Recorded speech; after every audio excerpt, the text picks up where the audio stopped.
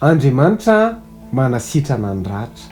Zay indray ny fampizarantsika androany mety maratra ianao, vokatry ny nataon'ny vadinao, nataon'ny ray aman-dreninao, nataon'ny zanakao tamin'ny taloha tany. Dia natao anao ty vidéo ty aza miala ary manasanao anaraka an'izany hatramin'ny farany ao aorianan'ny générique.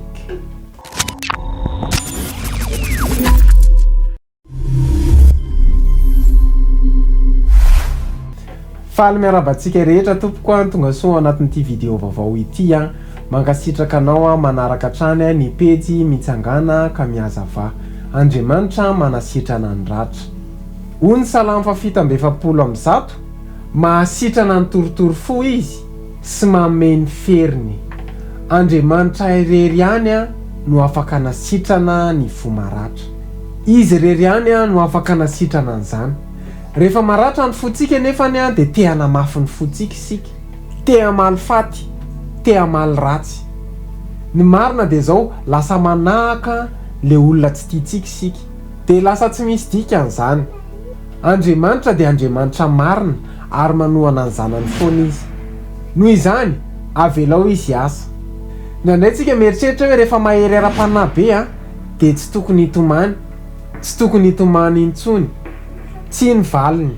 Misy fotoantsika rehefa mafy zay ny manjoantsika, misy fotoantsika mitomany eo tongotry ny tompo, dia apetrao eo aminy ny ratranao, ny alahelinao, ny zavatra manavesatra anao, ny fanahinao.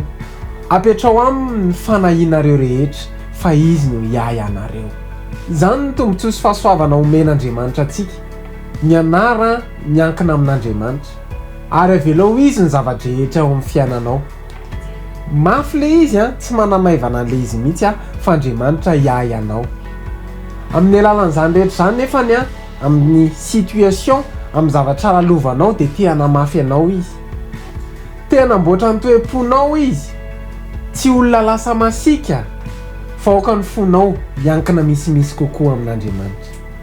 Ary fantaro fa izy ary izy irery ihany no afaka hanohana anao. Mahereza fa vitanao io. Misaotra ny Christian distribution tsika nampiankajo atsika androany dia manasanao hitsidika ny pejy zareo sy hanjifa satria tena tsara be le t-shirt dia misaotra ny zareo tsika. Dia raha nafinaritra anao ny vidéo dia manasanao ilike sy abonné ary anao partage any amin'izay groupe misy anao dia manome fotoana antsika amin'ny herin'ny androany indray. Veloma tompoko.